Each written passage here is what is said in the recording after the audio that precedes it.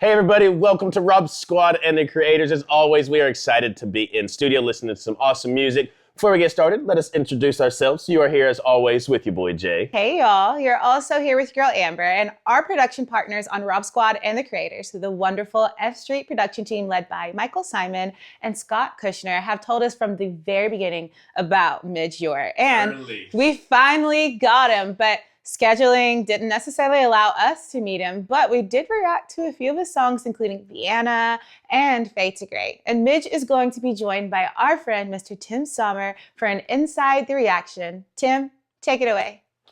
Thank you, Jay and Amber. Hi, this is Tim Sommer, and welcome to Inside the Reaction. One of the great voices and songwriters of the last 50 years, Midge Ure has made some of the most emotional, joyful, and impactful music of our time, from his days in the Scottish boy band Slick to the amazing progressive punk band Rich Kids to Visage and Ultravox, and of course, Do They Know It's Christmas? Soon he will be back in America with his Band in a Box project.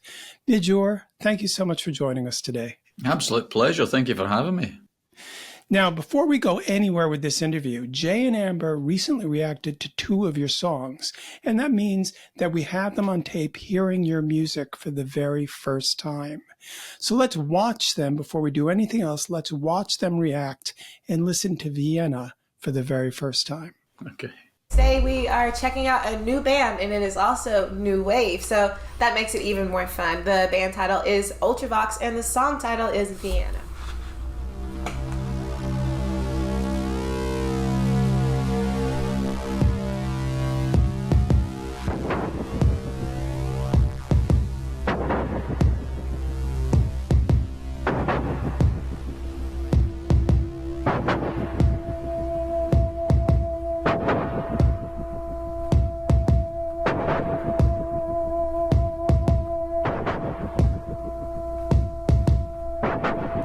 In the cold air,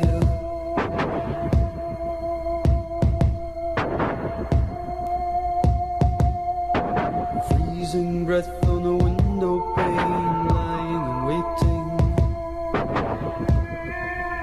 The intro is cool.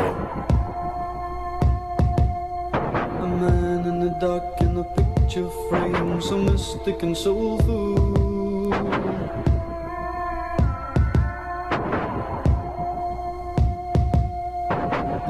Reaching out in a piercing cry, it stays with you until the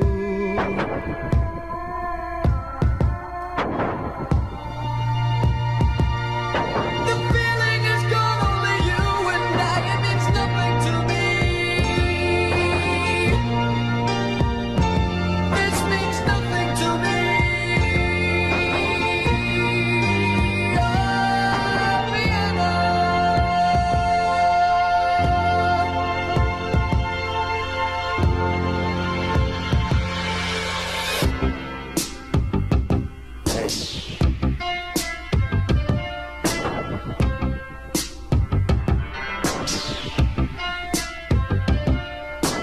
Music is weaving,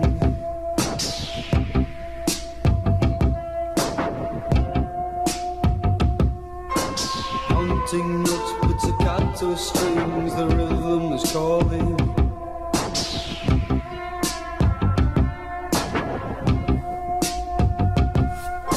Alone in the night as the daylight brings a cool empty silence.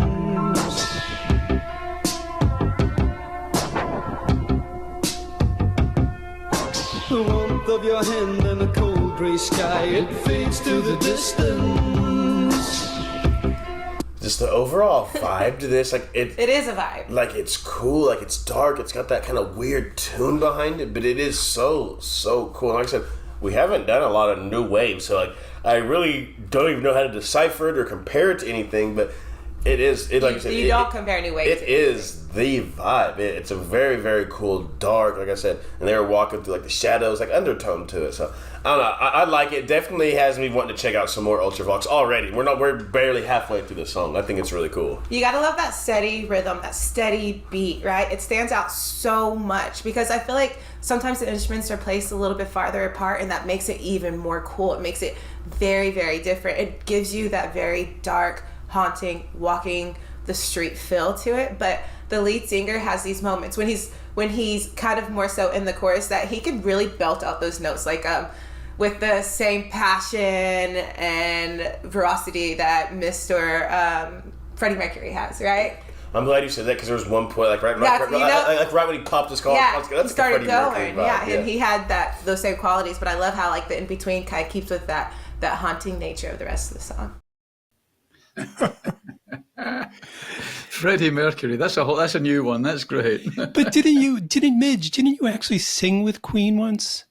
I did. Only a few years back.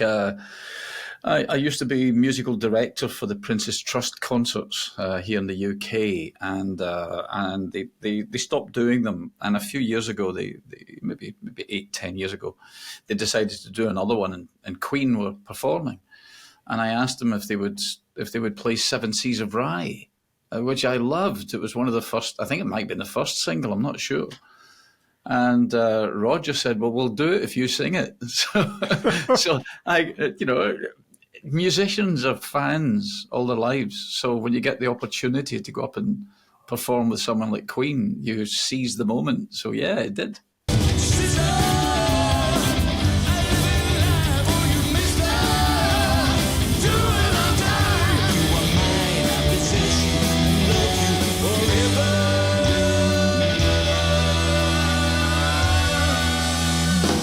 What's interesting about that response to me, Midge, is Jay and Amber used the term new wave. Now, I was always a little snobby about that term, but they sort of embrace it. They have respect for it. And it seems that after all these years, to use that term with respect, and it made me recognize that Ultravox were not your typical, quote, new wave, unquote, band. There was a real the heart of you guys was so deep, just like Jay and Amber seemed to pick up on. We didn't fit in any particular category. I think that was if there was such a thing as mystique about Ultravox, that's what it was. We were termed new wave because Ultravox had been in existence before I joined the band, with John Fox, and they had 3 albums out, and they were starting to do some really interesting stuff. When it's wet and hot, you want to run, run, run, run, run, run, run, run, run, run. Penetration boys in hotel lids, invitations on sinking ship. When I think the pressures were too much, and they disbanded and kind of fell apart. So again, to the media, certainly in the UK and the industry in the UK, Ultravox were kind of washed up. Right. They had started during the punk days, the kind of PVC clothes and whatever, and it's kind of thrashy. But at the same time, they were working with people like Brian Eno, who introduced the synthesizer to them. So they were an oddity.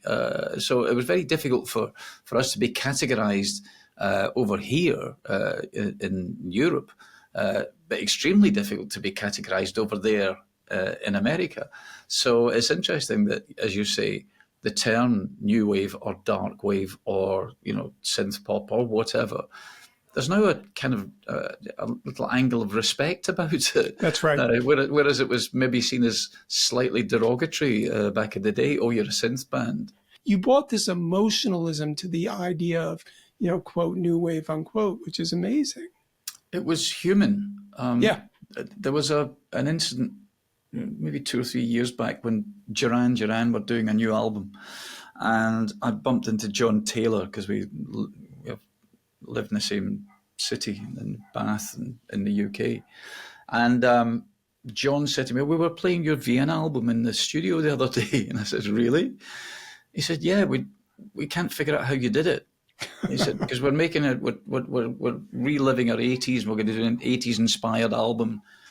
He said, "How come it feels human?" And I said, "Because we played it all by hand. Nothing was programmed. The drums were played. Maybe some of the drum machines were programmed, but you listen to Vienna, and the bass synth, the do do do do do do, is done with an echo. So it's one note, dug with an echo, dug dug dug dug dug dug. But as the track speeds up, the echoes go out of time, because that's the only way you could do it. So it all goes, but it gallops towards the violin solo. So I explained all this. He said, well, that's what it is. It's human error. That's what makes an orchestra sound like an orchestra. The fact that all the instruments are playing slightly out of time and slightly out of tune with each other, and you get this beautiful, lush, haunting sound. So it wasn't a matter of sitting with technology and getting the technology to do it all. We worked in conjunction with the technology, and maybe that's where the heart came from. Yeah. And also, I think that there's something about the 80s songwriting that stems from the fact that we grew up listening to some of the greatest songwriters ever of our youthful generation, the Small Faces and the Who and the Stones and the Beatles, whatever. So without knowing it, we were already learning how to write a song. So that a melodic aspect, that mixed in with my melodic background from Scotland, all the old traditional Scottish tunes are incredibly melodic. Well, to me, Ultravox, and I'm going to be perhaps overly simplistic about it, is you took a heart and added it to this sort of Kraftwerk, krautrock sound. You took this heart that had been implied in the melodies of Kraftwerk. Kraftwerk being an extremely melodic band, but they didn't have this ability to bring a tear to your eye, whereas there's something about so much of what Ultravox did, and there's a quality in your voice that is so emotional, and you could see Jay and Amber picked up on that as well. Midge, this has been an absolute pleasure. Thank you so very, very much for taking the time to speak. It's been a joy. Thank you for having me. Thank you, Midge Ure, and thank you, Tim Sommer, for that inside the reaction to our reaction of Vienna. I gotta say, it's a bit nerve-wracking watching Midge react to us reacting to him. It's like a chain reaction. It's been so much fun. Thank you, guys.